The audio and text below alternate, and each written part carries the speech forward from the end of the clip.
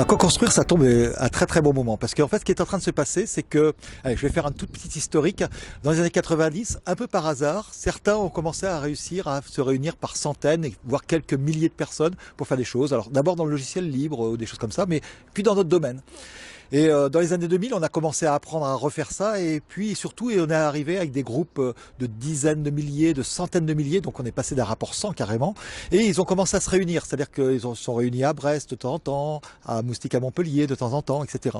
Et là, on est en train encore de passer une nouvelle échelle. C'est que toutes ces grandes communautés, donc les Colibris, les Wikipédia, les Tela Botanica, les réseaux de la transition, les OpenStreetMap, bref, on pourrait en citer beaucoup, eh bien, se mettent en réseau. Et donc, en fait, d'une certaine manière, c'est de plus en plus nécessaire de se croiser, de se voir, etc. Donc je suis absolument ravi que premièrement, ça apporte un nouveau moment dans l'année pour que à la fois nos amis belges puissent en profiter, mais aussi que des gens qui vont voyager de l'un à l'autre puissent participer pour que cette communauté francophone se développe. Et puis c'est le début du décollage, je dirais. Et donc je pense que ce qui va se passer à co-construire, eh bien c'est la première année, mais je serai là aussi, j'espère, bien pour toutes les suivantes. L'idée, c'est vraiment le plaisir déjà d'échanger ce qu'on sait un peu sur ce sujet-là, mais surtout le fait de le présenter à d'autres et de le partager. Forcément, on est re-questionné, forcément, nos petites affirmations, nos certitudes sont un peu battues en brèche par l'expérience des autres. Et je pense que souvent, l'occasion de se questionner autour de ces sujets-là, c'est l'occasion d'une petite mise en abîme et de nous apercevoir qu'à nous tous, on est moins bêtes que tout seul. Eh bien, ce qui me motive à venir à tourner, c'est déjà d'opérer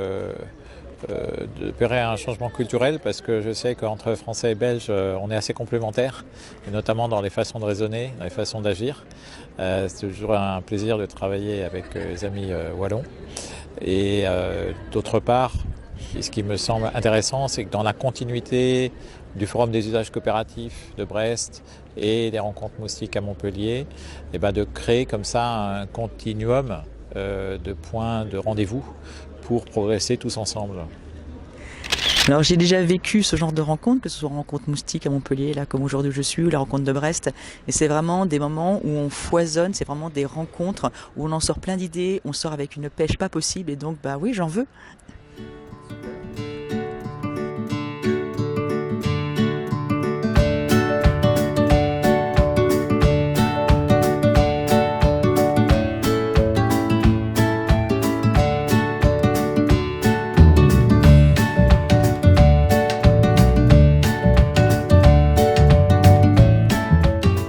Alors il y a aussi une histoire de breuvage, c'est-à-dire que nous ici on est plutôt sur beaucoup de production viticole et là-dessus on est assez limité.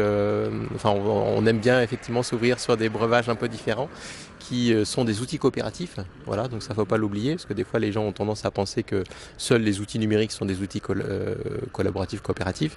Et donc vous avez des outils qui sont spécifiques à vos territoires. Et donc ce qui peut être intéressant, c'est de comparer l'efficience de l'outil coopératif issu de Vitis vinifera et